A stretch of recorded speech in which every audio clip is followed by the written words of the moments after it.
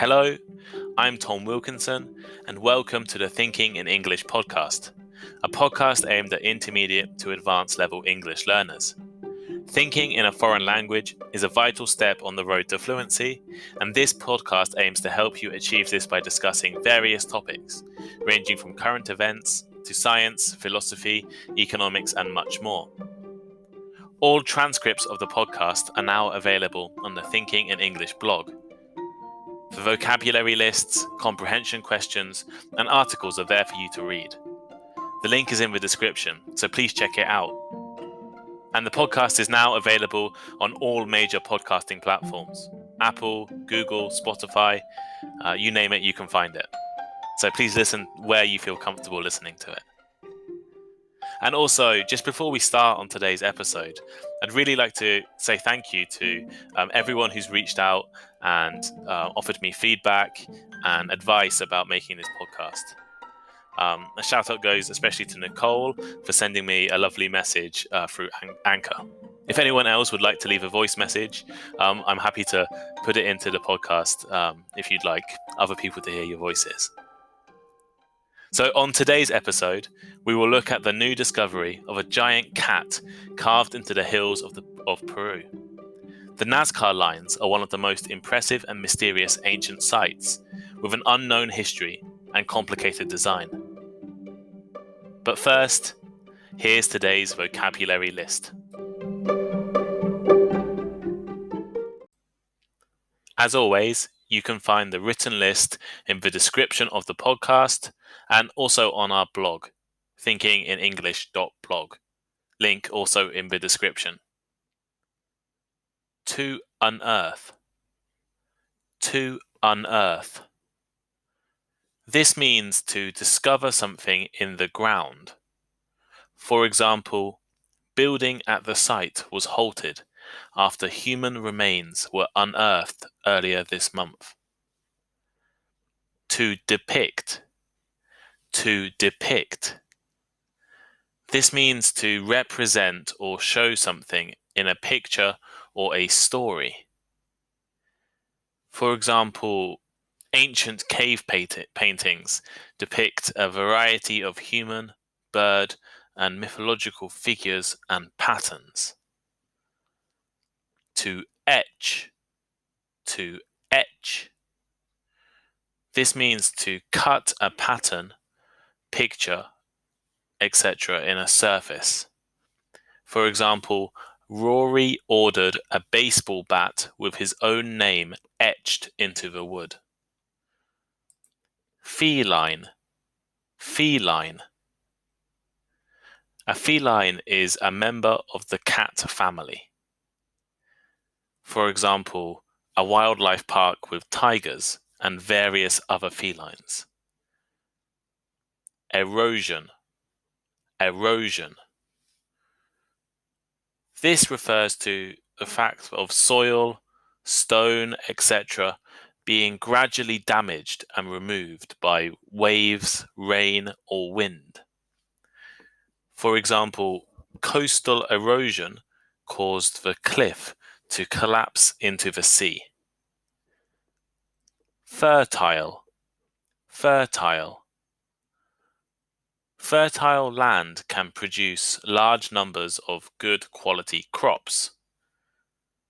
For example, in order to turn the deserts into fertile and productive land, engineers built an 800-mile canal.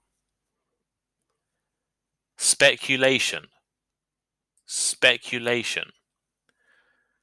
This is the activity of guessing possible answers to a question without having enough information to be certain. So, for example, news of the president's illness fueled speculation that an election will be held later in the year. And finally, ritual. Ritual. A ritual is a set of fixed actions and sometimes words performed regularly, especially as part of a ceremony. Coffee and the newspaper are part of my morning ritual.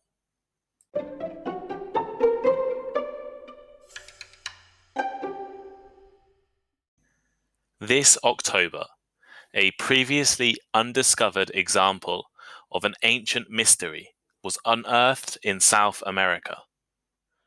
A new Nazca line depicting a cat has been discovered on the side of a mountain in Peru.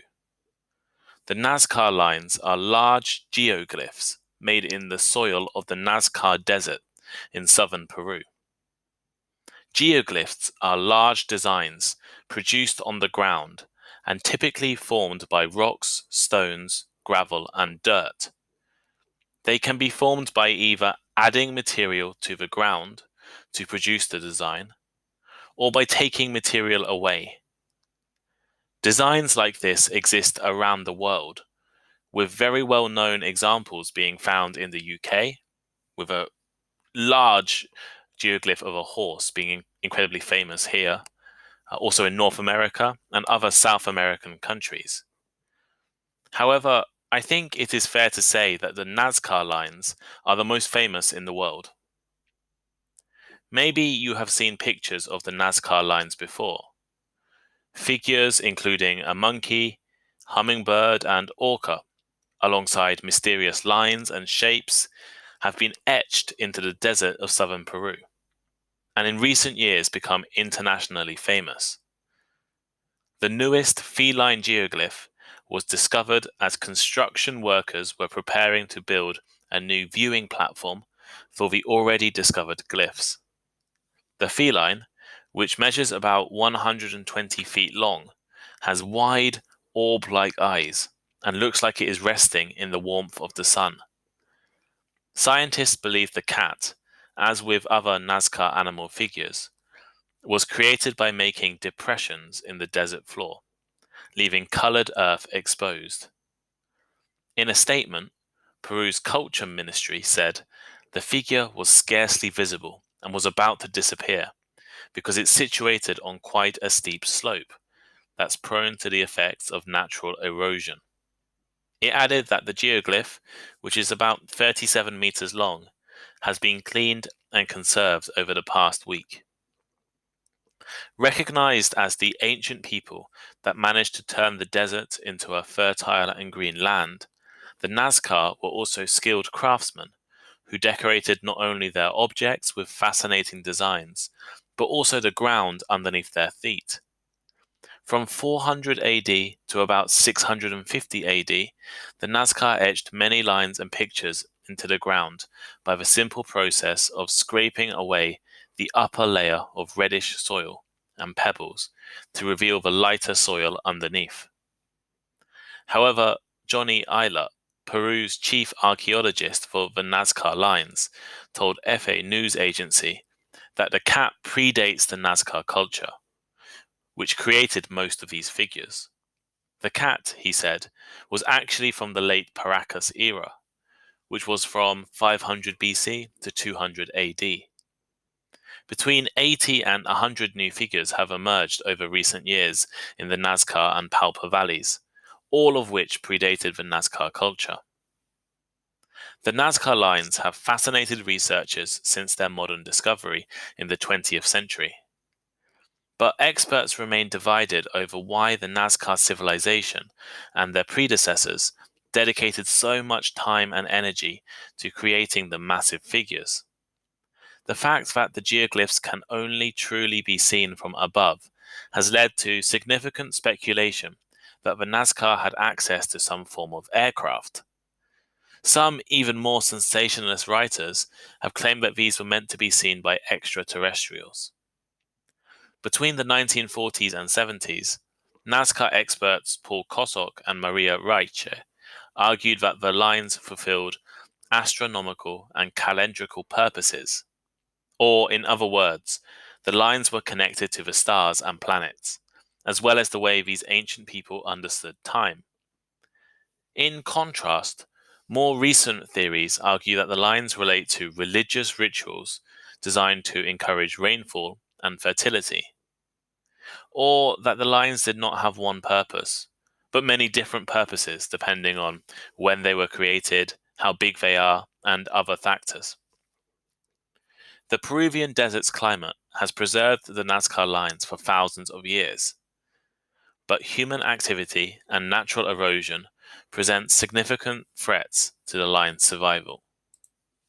A single footprint or tire mark could permanently destroy the surface of these ancient lines, and in recent years, such damage has become increasingly common.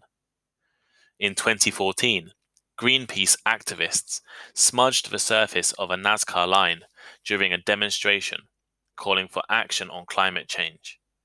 And in 2018, a truck driver was arrested after he intentionally drove a tractor across a condor-shaped cliff. So here is today's final thought. History. Many of the greatest mysteries and unanswerable questions that have captivated humans for centuries are about our history. Especially far in the past, written records are incredibly rare, actually often non-existent. And even if they do exist, they can be unreliable and unrelated to what we're interested in. We want to know what happened in the past. How did people live? What did they do? Or more specifically, how did the ancient Egyptians build the pyramids? How did the ancient Britons drag the stones hundreds of miles to construct Stonehenge? How did the Nazca design and produce their giant geoglyphs? People, especially people from Western cultures, tend to assume that history is developmental. By this, I mean we often think that right now we are at the best point, or most advanced point ever in history. We think of the past as worse, and as the future as being better. We are on some sort of line, traveling from a dark past into a bright future, and we will end up at some goal. However, questions surrounding Stonehenge, the pyramids, the Nazca lines, and even how people spread around the world can cause problems for this kind of view of history. Maybe people in the past had skills, knowledge, even technology that has since been long forgotten, and we no longer have access to or understanding of. There are many unanswered questions and long-standing mysteries that challenge the way we look at history. And perhaps the past was not actually as dark as we tend to assume now. Maybe history is not one long straight line going from the past through to a better future. What do you think?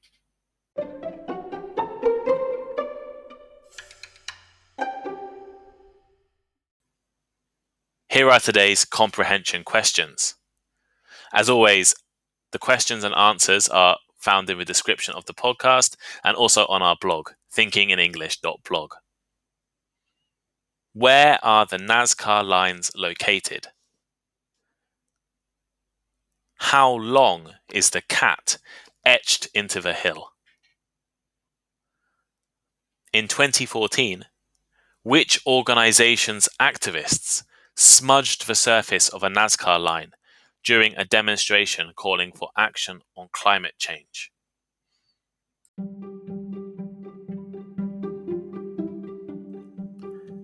Thank you for listening to today's episode of Thinking in English. Please share with your friends, check out our social media links in the description, and send us a message. We appreciate all of your feedback. Please also check out our blog, thinkinginenglish.blog. You can find the articles, vocabulary lists, comprehension questions, and much more.